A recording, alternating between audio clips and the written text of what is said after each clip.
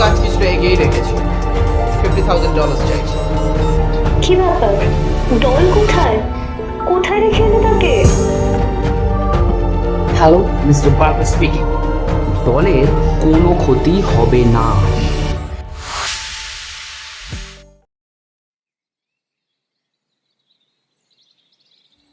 শরীরটা match match করছে, ঘুম যেন ছাড়তেই চাইছে না।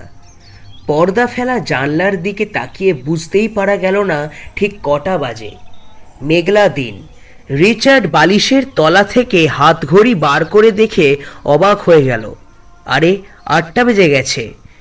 এত বেলা হয়ে গেছে বোঝাই যায়নি একেবারে।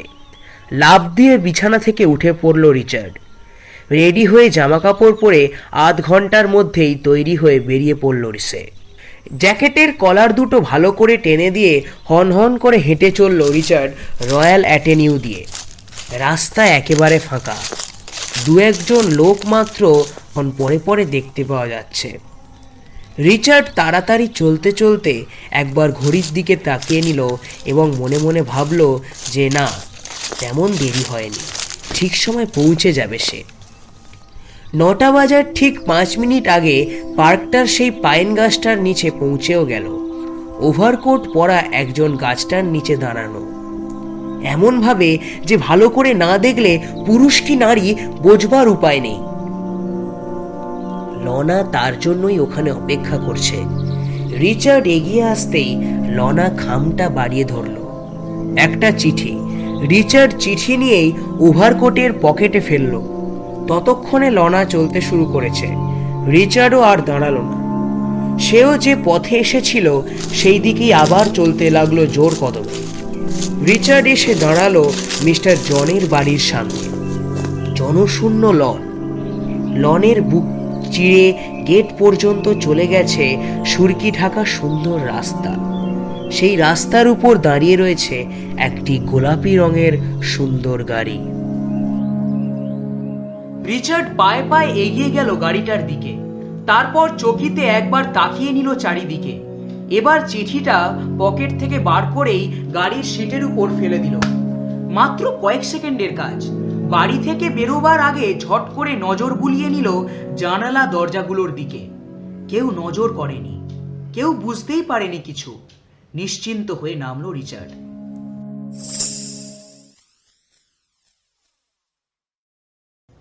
মিস্টার জন নিজেই অনেক সময় গাড়ি চালান। আজ দুর্যোগের দিন। ড্রাইভার কামাই করেছে, বাধ্য হয়ে মিস্টার জনকেই গাড়ি নিয়ে বের হতে হবে। দরজা খুলে ভেতরে ঢুকতেই সিটের উপর চিঠিটা দেখতে পেলেন। এটা আবার কি ব্যাপার? মনে মনে ভাবতে ভাবতেই তুলে নিলেন চিঠিটাকে। ওতে লেখা আছে, প্রিয় মিস্টার জন, আমরা আপনার কাজ কিছুটা এগিয়ে রেখেছি। আপনার ছেলেকে আমরা হোস্টেল থেকে নিয়ে এসেছি। সে এখন আমাদের কাছেই বহাল তবিয়তে রয়েছে। তাকে সুস্থ রাখতে আমরা আপনার কাছে $50,000 চাইছি। আপনিও জানেন যে আপনার ছেলের তুলনায় ওই টাকাটা আপনার কাছে কিছুই নয়। অবশ্য আপনি যদি টাকাটাকেই বড় বলে মনে করেন এবং ব্যবস্থা নেন, তাহলে বলাই বাহুল্য, আমরাও অন্যরকম ব্যবস্থা নেব। আগামীকাল সকাল 9টায় ফ্রিকন পার্কে দেখা হবে। টাকাটা নিশ্চয়ই সঙ্গে আনবেন।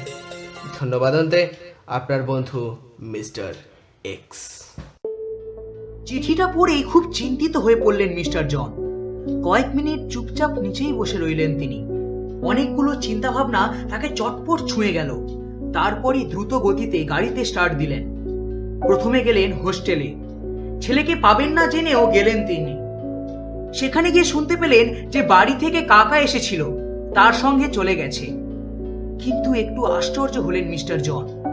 ডল তার ছেলে একেবারে কচি ছেলেও তো নয়। সে তার কাকাকে দেখে চিনতে পারল না, কোনো বাধা পর্যন্ত দিল না। কাকা এসেছে বলতেই তার সঙ্গে একেবারে শটান চলে গেল। তারপর গাড়িতে বসে ভাবতে লাগলেন মিস্টার জন যে যারাই তার ছেলেকে চুরি করুক তারা আটঘাট বেঁধেই নিশ্চয়ই নেমেছে। অর্থাৎ অলক্ষ্যে থেকে নিশ্চয়ই তারা তাকে নজর রাখছে। সাবধান হলেন মিস্টার জন। অজান্তেই অনেক বেশি তৎপর হয়ে উঠলেন যেন। হাতে মাত্র কয়েক ঘন্টার সময়, এর মধ্যেই যা হোক করতে হবে।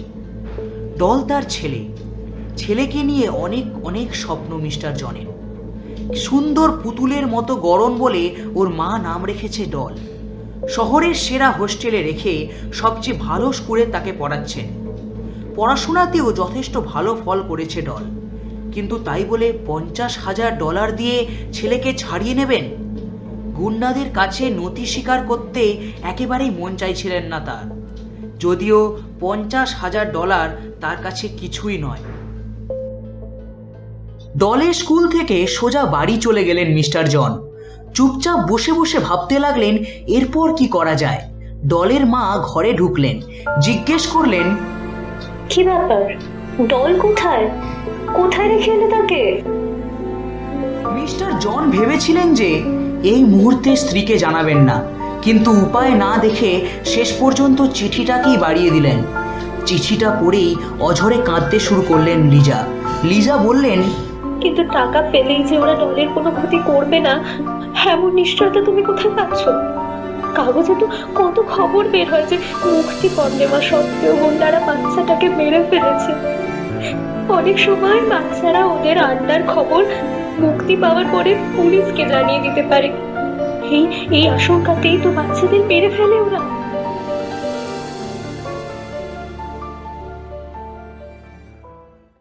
মিস্টার জন বললেন যে এক্ষেত্রে তা হবে বলে মনে হয় না।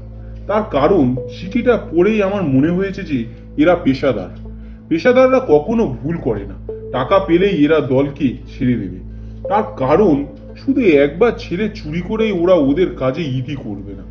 ওরা জানে মানুষ খুনের হ্যাপা অনেক, ধরা পড়লে শাস্তিও অন্যরকম।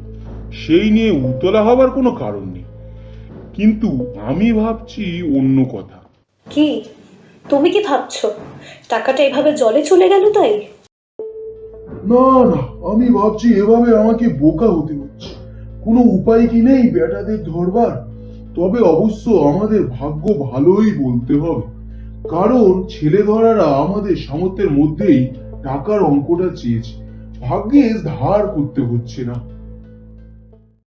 তারপর 1 ঘন্টা একা একা বসে মিস্টার জন ভাবলেন এবং একটা সিদ্ধান্তেও এসে উপস্থিত হলেন। সেটা তার খুশি খুশি মুখের ভাব দেখেই বুঝতে পারা গেল।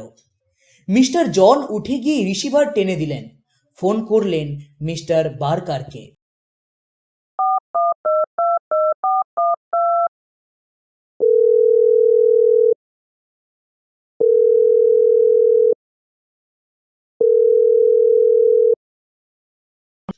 Hello, mister Parker speaking.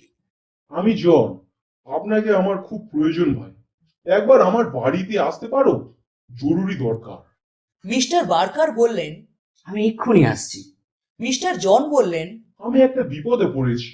বিপদে যারা ফেলেছি তারা আমার বাড়ির চারপাশে নজর রাখছে। আশা করি তোমার বাড়ি এবং পুলিশের বাড়ির আশেপাশেও তারা রয়েছে। অথচ তোমাকেই আমার দরকার, বুঝতে পেরেছো তো? মিস্টার বার্কার বললেন, ঠিক আছে, তুমি নিশ্চিন্তে থাকো। আমি আধ ঘন্টার মধ্যেই ছদ্মবেশে তোমার ওখানে পৌঁছে যাচ্ছি। মিস্টার বার্কারের সঙ্গে এদেশের আর কারো নতুন করে পরিচয় করিয়ে দেওয়ার দরকার নেই। সবাই জানে তিনি একজন পেশাদার প্রাইভেট গোয়েন্দা। এ পর্যন্ত সফল হয়নি এমন কোনো কেস বোধহয় একটাও নেই। ফোন আসবার 10 মিনিটের মধ্যেই দেখা গেল যে একজন বৃদ্ধ ভদ্রলোক নড়বড়ে পায়ে মিস্টার জনের বাড়ি থেকে বের হয়ে রাস্তায় নামলেন। বৃদ্ধ 2 হাত তুলে দরজার দিকে ফিরে কি যেন বলতে চেষ্টা করলেন, কিন্তু মুখের উপর দরজাটা ধড়াম করে বন্ধ হয়ে গেল। বৃদ্ধ কিছুক্ষণ ওই বন্ধ দরজার সামনেই দাঁড়িয়ে থাকলেন, তারপর বিড়বিড় করতে করতে রাস্তায় নামলেন। তাকে দেখলে সে কেউ বলতো যে তিনি খুবই বিরক্ত হয়েছেন। এবার আরেকটি দৃশ্য, মিস্টার জনির বাড়ির সামনে রাস্তায় বৃদ্ধর পকেট থেকে কিছু একটি পড়ে গেছে। এই ভেবে নিচু হয়ে যেন খুঁজতে লাগলেন। তারপর সামনে একজন পথচারীকে পেয়ে তিনি জিজ্ঞাসা করলেন, মাফ করবেন মশাই, একটা কথা জিজ্ঞেস করবো?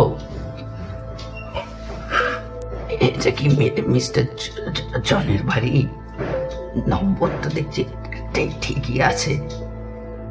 লোকটা যেন বিরক্ত হয়েই বললেন, হ্যাঁ হ্যাঁ, এটা সেই বাড়ি। আপনি কি মিস্টার জনের সাথে দেখা করতে এসেছেন? বৃদ্ধ বললেন, হ্যাঁ, আমি মিস্টার জনের ছেলের প্রাইভেট টিউটার। কদিন বাদেই শীতের ছুটি পড়বে, সেই কটা দিন ওকে পড়াবার জন্য আমাকে ডেকেছেন মিস্টার জন। যান যান ভেতরে যান, মিস্টার জন এখন বাড়িতেই আছে। কথা বলেই লোকটা হন হন করে রাস্তার উল্টো ফুটপাতে চলে গেল। বৃদ্ধ আবার আস্তে আস্তে ধীর পায়ে লনটা অতিক্রম করে মিস্টার জনের বাড়িতে ঢুকলেন। মিস্টার জনের বাড়িতে ঢুকে বার্কার মাথার টুপিটা খুলে ফেললেন। স্পিরিট গাম দিয়ে লাগানো সাদা দাড়িতে হাত বুলোতে বুলোতে বললেন, বুঝলে জন, তুমি যদি সাবধান না করে দিতে যে দুর্বৃত্তরা নজর রাখছে, তাহলে সর্বনাশ হতো। ছদ্মবেশে না আসলে সব ভণ্ডুল হয়ে যেত। তারপর চেয়ারে বসে বললেন, এবার বলো তোমার কি বিপদ? আমার তো মনে হয় তোমার ছেলে ডলের কিছু হয়েছে। বদমাশগুলো ওকে তুলে নিয়ে গেছে, এখন মুক্তিপণ চাইছে। মিস্টার জন বললেন, বার্কার, ঠিক এই জন্যই আমি পুলিশের কাছে না গিয়ে তোমার কাছে এসেছি। কি করে বুঝলে তুমি যে ডলের কিছু হয়েছে? এ তো খুব সোজা ব্যাপার। তোমার ব্যবসায় কিছু হলে অথবা অন্য কোনো রকম বিপদে পড়লে তুমি টেলিফোনে বলতে। তাছাড়া খুব অল্প সময় দেয় ছেলেধরাগুলো, যাতে ছেলের গার্জেন কিং কর্তব্য বিমূঢ় হয়ে তাড়াহুড়ো করে টাকাটা ওদের হাতে তুলে দেয়, আর ওরাও সেটা দিয়ে চম্পট দিতে পারে। আমি বাড়ি থেকে বের হবার পরই ওদের একজনের সঙ্গে দেখা হলো তোমার বাড়িতে ঢোকবার মুহূর্তে। মিস্টার জন এবার সমস্ত ঘটনা বললেন। চিঠিটাকেও দেখালেন। এও বললেন যে তার স্ত্রী ভীষণ ভেঙে পড়েছেন, বারবার বলছেন যে টাকাটা দিয়ে ছেলেকে মুক্ত করে নিয়ে আসার কথা। বলছেন কোনো হটকরিতায় যাওয়ার ইচ্ছা লিজার নেই। বার্কার ঘড়িতে সময় দেখলেন, বললেন, প্রাইভেট টিউটর পরিচয় দিয়ে ঢুকেছি, বেশিক্ষণ বসলে সন্দেহ করতে পারে। আমি উঠলাম। তুমি কালকে ওদের কথা প্রথমে শুনো, অর্থাৎ যথারীতি টাকাটা নিয়ে সেই পার্কটায় যেখানে ওরা যাবার কথা বলেছে সেখানে তুমি যেও। তারপর আমি যা করবার তা করব। তোমার চিন্তার কোনো কারণ নেই, দলের কোনো ক্ষতি হবে না। মিস্টার বার্কার টুপিটা চড়ালেন, আয়নায় একবার মুখটা দেখে নিলেন, তারপর বিদায় নিয়ে পথে নামলেন। কয়েক কদম এগোতেই এক পথচারী বৃদ্ধবেশী বার্কার চিনতে পারলেন এবং বললেন, আবার আপনার সঙ্গে দেখা হয়ে গেল। লোকটা বলল, আমি কাছেই থাকি, কাজে কর্মে এ পদ্ধতিতে যাই। তা আপনার কাজ হলো? মশাই, সুবিধে হলো না। মিস্টার জন খুব ভেঙে পড়েছেন। ছেলেকে নাকি ছেলে ধরারা চুরি করে নিয়েছে। খুব মুশে পড়েছেন ভদ্রলোক, একেবারে কথাই বলা গেল না। লোকটা বলল, কি আর করবেন বলুন, আপনার ভাগ্য। মিস্টার বার্কার একটা ট্যাক্সি ডাকলেন বিড়বিড় করতে করতে। বুড়ো হয়েছি, হাঁটতে পারি না, অকারণে কটা পয়সা গেল। ট্যাক্সিতে উঠে বার্কার গেলেন তার সহকারী মিস্টার ম্যাগের বাড়িতে। মিস্টার ম্যাগ তাকে দেখে চিনতে পারলেন না। রাস্তাতেই ম্যাগের সঙ্গে দেখা হয়ে গেল মিস্টার বার্কারের। মিস্টার বার্কার বললেন, আমাকে আপনি ঠিক চিনতে পারবেন না। বার্কারকে আমি একটা কেস দিতে চাই, কিন্তু উনি নিতে চাইছেন না, তাই আপনাকে আমি একটু তদবির করে দিতে চাই। আসুন, ভেতরে আসুন। দুজনেই বাড়ির ভেতরে গিয়ে ঢুকলেন। সব কথা হলো। পরদিনে রাত্রির তখনও পুরো শেষ হয়নি। দিগন্ত লাল হয়ে যাচ্ছে প্রভাতী আলোয়। আমাদের গল্পের নির্দিষ্ট পার্কে সকাল 7:30টায় দেখা গেল একটা বেঞ্চিতে কয়েকজন বৃদ্ধ বসে খোশ গল্প করছে। কিছুক্ষণ পরে অন্যান্য বৃদ্ধরা উঠে গেলেন, কিন্তু একজন বসেই রইলেন। আস্তে আস্তে আরো বেলা বেড়ে চলল। বৃদ্ধ ভদ্রলোক দেখলেন একটু দূরে দুটো ছেঁড়া মলিন কাপড় পরা ভবঘুরে পার্কের কোনায় বসে শুকনো রুটি দিয়ে প্রাতরাশ করছেন। ঠিক মুহূর্তটি এগিয়ে আসলো। মিস্টার জন পাইন গাছের নিচে এসে দাঁড়ালো। ঘড়িতে এখন সকাল 9টা। এক বৃদ্ধ এগিয়ে এলেন, ইঙ্গিতে মিস্টার জনকে বেঞ্চি দেখিয়ে বসতে বললেন। মিস্টার জন বৃদ্ধের দিকে অ্যাটাচিটা বাড়িয়ে দিলেন। সব ঠিক আছে, আমরা কিন্তু গুনে নেব। হ্যাঁ, টাকাটা ঠিকই আছে। ডল কোথায়? ডল ভালোই আছে, টাকাটা ঠিক থাকলে আর পিছনে পুলিশ না থাকলে ডলকে আপনি বাড়ি গিয়ে ফেরত পাবেন। তারপর অ্যাটাচির তালা খুলে বৃদ্ধ একবার দেখে নিলেন। এবার একবার কাশির শব্দ করতেই ঝোপের আড়াল থেকে দুজন যুবক বেরিয়ে এলো। বৃদ্ধ অ্যাটাচিটা যুবকদের হাতে চালান করে দিলেন। মিস্টার জন বললেন, আমি তাহলেই যাই। বসুন। একটু পরেই একটা তীক্ষ্ণ শীষের শব্দ শোনা গেল ঝোপের ভিতর থেকে। বৃদ্ধ বললেন, টাকাটা আপনি ঠিকই এনেছেন দেখছি, আপনাকে ধন্যবাদ। বাড়ি গেলেই ছেলেকে পেয়ে যাবেন। মিস্টার জন পার্ক থেকে বের হয়ে টয়োটা গাড়িতে উঠলেন। তারপর খুব জোরে গাড়ি ছুটিয়ে দিলেন বাড়ির দিকে। কিন্তু বাড়ি ঢোকার মুখে মিস্টার জন দেখলেন অনেক লোক, খুব ভিড়, পুলিশের গাড়ি। বুকটা কেঁপে উঠল মিস্টার জনের। তবে কি কোনো অঘটন ঘটে গেছে? তাড়াতাড়ি এসে দাঁড়ালেন পুলিশের জিপের পাশে। একজন পুলিশের পাশেই বসে আছে ডল। তাকে দেখেই ডল বলে উঠল, বাবা, আমি এসে গিয়েছি। মিস্টার জন ছেলেকে কুলে তুলে নিলেন। জিপের একজন বললেন, মিস্টার জন, সব ঠিক আছে, আপনি ছেলেকে নিয়ে বাড়ি যান। মিস্টার বার্কার আপনার সঙ্গে পরে দেখা করবেন।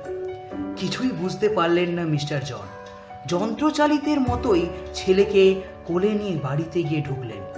বিকেল 5টার সময় মিস্টার জনের বাড়ি একেবারে খুশির হাওয়া। মিস্টার জনের বসার পার টেবিলে রয়েছেন mister John, mister Barker, mister ম্যাগ, Liza এবং ডল। টেবিলের উপর অ্যাটাচিতে টাকা। মিস্টার জন বললেন, বার্কার, তুমি যে এভাবে কয়েক ঘন্টার মধ্যেই অসাধ্য সাধন করবে তা আমি ভাবতেই পারিনি। এমনকি টাকাটাও তুমি ফিরিয়ে এনেছো। আমাকে পুলিশ সময় মতো সব সাহায্য করেছিল বলে ব্যবস্থা নিতে পারলাম। তোমার বাড়ি থেকে বেরিয়ে আমি প্রথমেই পুলিশের সঙ্গে যোগাযোগ করে ফেললাম। এই ধরনের ছেলে চুরির কেস বেশ কয়েকটা জমে আছে ওদের হাতে। খুব তাড়াতাড়ি ব্যবস্থা নিয়েছিল। আমি ঠিক করেছিলাম তোমার বাড়ির আশেপাশে সাদা পোশাকের পুলিশ থাকবে ছড়িয়ে ছিটিয়ে, আর রাস্তার মোড়ে দাঁড়িয়ে থাকবে ওয়্যারলেস পুলিশ গাড়ি, যাতে গোটা ব্যাপারটার খবর সবার কাছেই থাকে। আমি জানতাম যে টাকাটা হাতে পাওয়ার পরে ডলকে ওরা তোমার বাড়ির আশেপাশে কোথাও ছেড়ে দিয়ে যাবে। সেই মতোই পার্কের পাশে পুলিশ ভ্যানও রাখা হয়েছিল, যাতে যোগাযোগ থাকে। 7:30 পর্যন্ত আমি পার্কে ছিলাম। দেখলাম একজন সন্দেহজনক বৃদ্ধ আর 2 ভবঘুরে। ওরা আসলে ছিল টাকা পেয়ে আড্ডার খবর পাঠাবার জন্য। এটা একটা সূত্র ছিল চিঠিটার সঙ্গে। ওতে লেখা ছিল, টাকা পাবার সঙ্গে সঙ্গে বাড়ি ফিরে তুমি ছেলেকে দেখতে পাবে। তাই আমি ধারণা করেই রেখেছিলাম যে আড্ডার সঙ্গে ওদের একটা তাৎক্ষণিক যোগাযোগের ব্যাপার থাকবেই। তুমি যখন টাকাটা বৃদ্ধের হাতে দিলে, আমি তখন পার্কের পাশেই একটা 3তলা বাড়ির জানলা থেকে বাইনোকুলার হাতে সব লক্ষ্য করেছি। আমি দেখলাম বৃদ্ধ অ্যাটাচিটা ভবঘুরে দুটোর হাতে দিল। ওরা ঝোপের ধারে বসে টাকা গুনল, তাও দেখলাম। তারপরই ওরা একটা শীষ দিয়ে রাস্তার পাশে পার্ক করা একটা গাড়িতে গিয়ে উঠল। সেই গাড়িতেই ওদের ওয়্যারলেস ট্রান্সমিশন যন্ত্র ছিল। ওরা নিমেষের মধ্যে আড্ডায় খবর দিয়ে দিল যে টাকাটা পেয়ে গেছে। ওদের ওপর তোমার বাড়ির গিয়ে লক্ষ্য রাখছিল ম্যাক। অনেকক্ষণ থেকেই একটা কালো কাঁচ ঢাকা গাড়িতে ডলকে চোখ বেঁধে ওরা বসিয়ে রেখেছিল। বেতারে খবরটা পেতে গাড়িটা তোমার বাড়ির দিকে চলতে শুরু করলো। খানিক গিয়ে ওরা যখন ডলকে গাড়ি থেকে নামাতে যাবে, তখনই সাদা পোশাকের পুলিশ গাড়িটাকে ঘিরে ফেলল। ডলকে অক্ষত অবস্থায় পাওয়াই আমাদের লক্ষ্য ছিল, তাই তাকে হাতে না পাওয়া পর্যন্ত পার্কের যে গাড়িতে অ্যাটাচি ছিল সেই গাড়িকে আমরা কিছুই করিনি। যে মুহূর্তে জানা গেল যে ডলকে পাওয়া গেছে, অমনি পার্কের গাড়িটাকেও ঘিরে ফেলল পুলিশ। সঙ্গে সঙ্গেই পাওয়া গেল অ্যাটাচিটা। ওদের ডেরায় হানা দিয়ে আরও কয়েকজনকে ধরেছি আমরা। লিজা বললেন, আমরা তো ডলকে ফিরে পেলাম তা তোমারই জন্য। এবার জন, সবাই মিলে কিছু খাওয়া যাক।